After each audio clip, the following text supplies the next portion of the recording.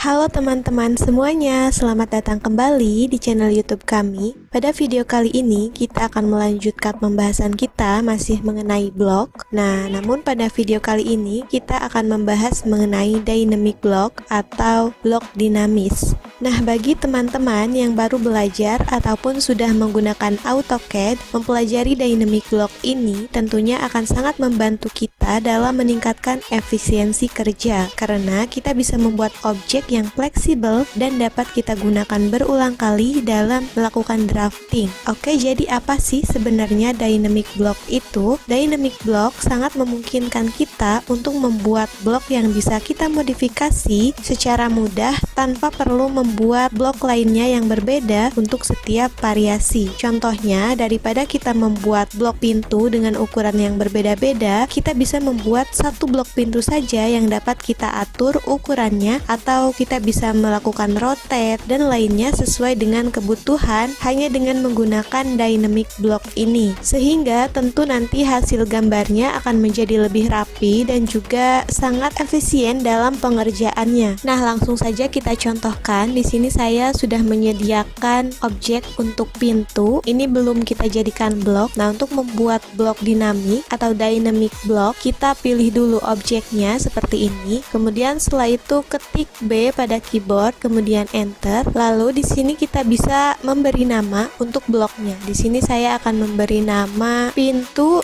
dinamis. Kemudian setelah itu kita pick point, kita klik, lalu kita pilih, misal saya pick pointnya ingin di midpoint yang ini, kita klik, dan kemudian setelah itu kita harus checklist open in block editor agar ketika kita klik OK, nah maka kita akan langsung ke tampilan block editornya. Lalu setelah ini apa yang harus kita lakukan? Nah, di sini kita perhatikan ada parameter. Di parameter ini kita bisa memilih variasi apa saja yang ingin kita berikan terhadap blok ini. Misal kita ingin membuat blok ini nantinya lebih panjang atau ingin memutar blok atau yang lainnya, kita bisa pilih di sini. Nah, yang pertama saya ingin mencontohkan untuk membuat variasi lebih panjang, kita klik yang linear. Kemudian setelah itu kita diminta untuk menspesifikasikan start point-nya. Kita klik di sini saja. Kemudian endpoint kita klik di titik yang ini. Lalu kita simpan nama parameternya di mana. Misal di sini kita klik. Nah, seperti ini. Lalu kita bisa merubah nama parameternya ini. Kita klik dulu, kemudian setelah itu klik kanan dan di sini kita klik rename parameter. Lalu setelah itu kita ganti namanya. Misal kita namai panjang.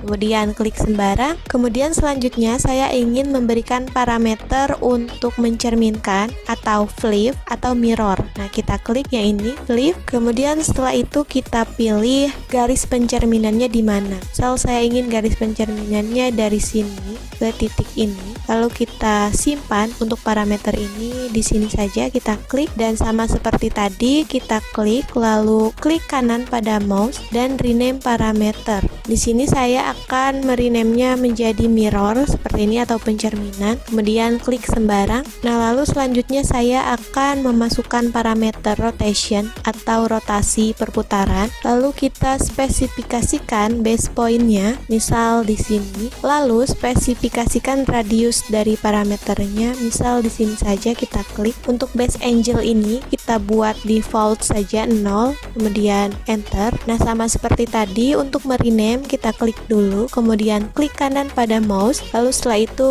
kita pilih rename parameter.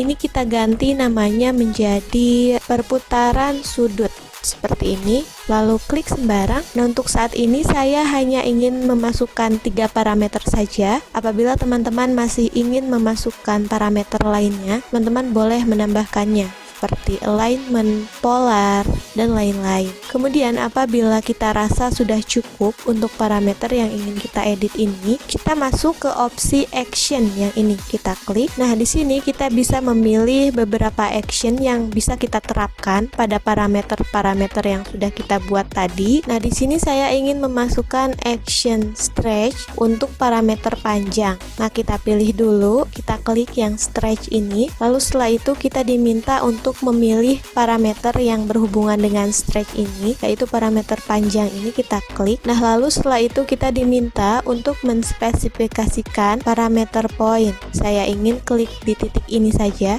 kita klik. Lalu kita diminta untuk membuat kotak untuk stretchnya. Nah, misal saya ingin stretch yang ini, kita klik di sini, kemudian sampai sini saja. Lalu kita pilih objeknya, pilih objek yang berada pada kotak ini. Kita pilih ini, berarti kemudian ini dan juga ini. Lalu setelah itu klik enter untuk konfirmasi. Nah, sudah selesai. Nah, kemudian selanjutnya saya akan memilih action flip untuk parameter mirror. Kita klik dulu action ini, kemudian di sini kita diminta untuk memilih parameternya. Nah, kita pilih parameter mirror ini, kemudian kita diminta untuk memilih objeknya. Nah, untuk objeknya ini kita pilih semuanya seperti ini, lalu kemudian klik enter untuk mengkonfirmasi. Sudah selesai, dan sekarang yang terakhir kita akan memasukkan action rotate untuk parameter perputaran sudut. Kita pilih parameternya, kemudian select object, kita pilih semua sama seperti tadi, kita pilih, lalu setelah itu klik enter untuk mengkonfirmasi. Nah, apabila sudah selesai, maka kita close block editor, kemudian save the change. Nah, jadilah dia seperti ini. Ini kita ganti dulu ya. Untuk layernya kita ganti jadi warna putih saja, layer 0, kemudian tekan escape. Nah, sekarang kita buktikan dynamic block yang kita buat tadi apakah sudah betul atau belum. Kita klik bloknya, kemudian di sini ada tanda panah yang bisa kita stretch seperti ini. Kemudian ini ada tanda yang bisa kita move seperti ini. Nah, kemudian ini ada tanda yang bisa kita gunakan untuk mirror seperti ini.